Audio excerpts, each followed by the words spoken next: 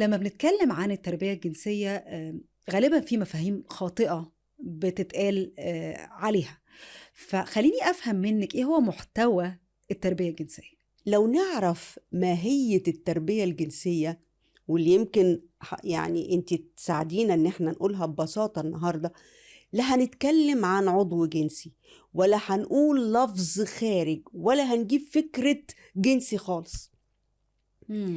ليه؟ لأنه التربية الجنسية لو هقولها في حتة صغنطوطة هو عبارة عن مثلث نحفظه للطفل ليه 3 زوايا. الزاوية الأولانية تعلم خصوصية أعضائك. في أعضاء في النور وفي أعضاء في الخفا. مظبوط. تعلم الزاوية التانية خصوصية المكان. في مكان تخش وتقفل عليك وراك، في مكان مفتوح. تعلم خصوصية الأشخاص. بابا وماما مش هم طنط وأنكل، مش هم اللي جيراننا، مش هم مدرسينا، مش هم الناس اللي بنقابلهم في الشارع. ففي خصوصية. لو علمته خصوصية الأعضاء ببساطة، إيه الحاجة اللي أنت بتغطيها وأنت نازل تعوم سواء في حمام السباحة أو في البحر؟ المكان ده يبقى خاص، محدش يشوفه ولا يلمسه غير ماما وبابا والدكتور. طيب واحدة هتقول لي التربية الجنسية دي انت بتبتديها من امتى؟ مظبوط. هل لما الولد بيعتمد على نفسه مش محتاج حد يدخله التويلت أو الحمام؟ ولا أنا بقول التربية الجنسية بعلمها للطفل من وهو 6 شهور؟ بمعنى إيه؟ لأن احنا بنعرف إنه في حاجة اسمها الذاكرة البصرية والذاكرة السمعية. فلو هو بيبي وأنا بغير له البامبرز مثلا، ودي البساطة اللي احنا عايشين فيها، أنا بتكلم مع أصحابي أو بتكلم مع إخواتي قاعدين في صالة وعايزة أغير له، فبجيب وأغير قدام الناس وخلاص.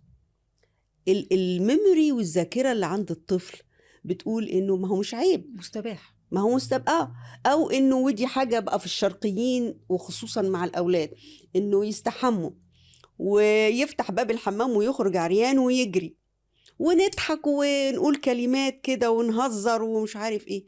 فإذا لما أمشي عريان والأعضاء دي مكشوفة لكل الناس، دي حاجة خلينا نضحك مضحكة. ونهزر.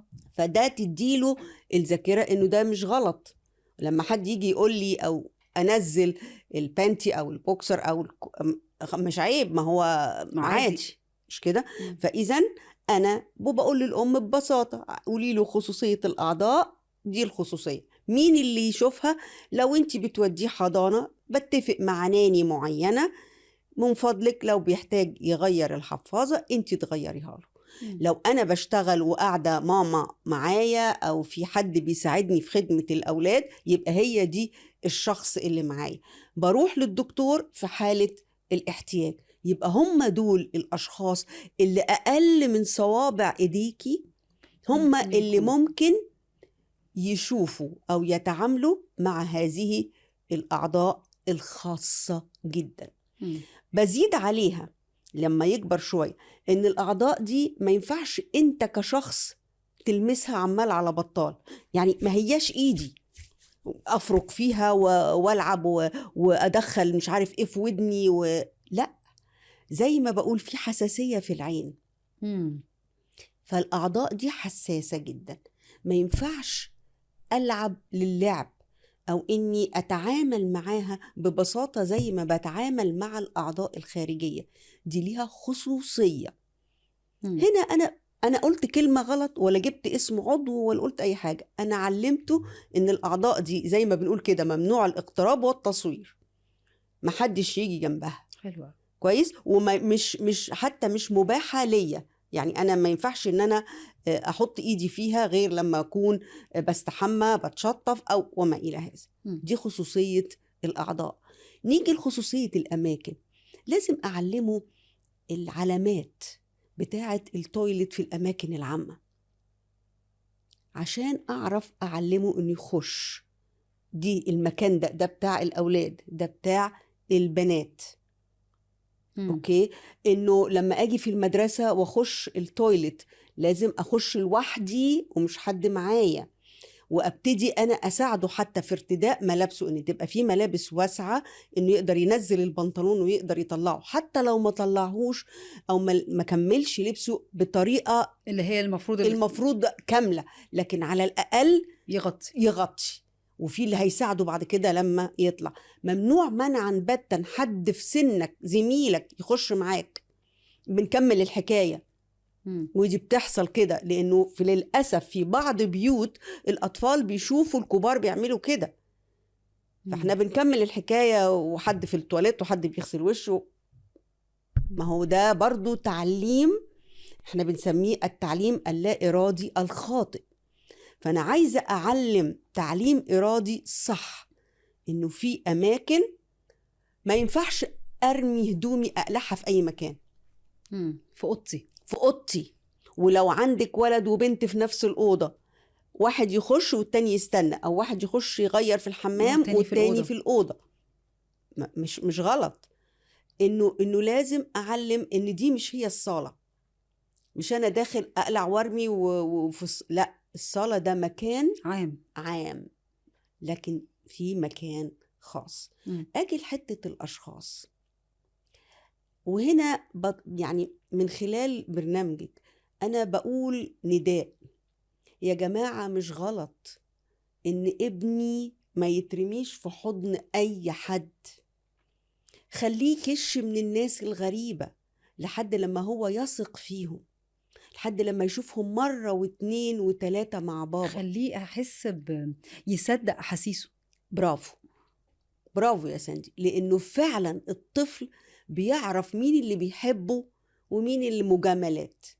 مش لازم أضغط عليه، سلم وأوبخه ويبقى هو مضطر يترمي في أحضان الناس علشان لما يرجع في البيت هيتعاقب لو ما عملش كده، لأنك كسفتنا.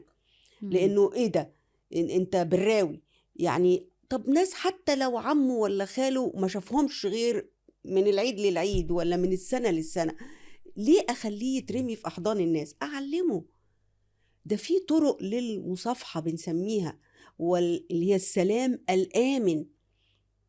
أهلا، وأعلم الضيوف معلش هو ما بيحبش حد يبوسه أو يقبله في فمه أو حتى خد، بوسيه يا سيدي، ده طفل، بوسه في راسه وبوسه في إيده، ما تبوسهوش خالص، أنت حر. أسلم، مش لازم أفعصه جوايا، ما هو ده احترام لكينونته ولرغبته. ليه؟ لأن المغتصب أو المعتدي أو المتحرش بيبقى الفعل بتاعه مش بس للإثارة الجنسية، لكن كمان في نوع من العنف.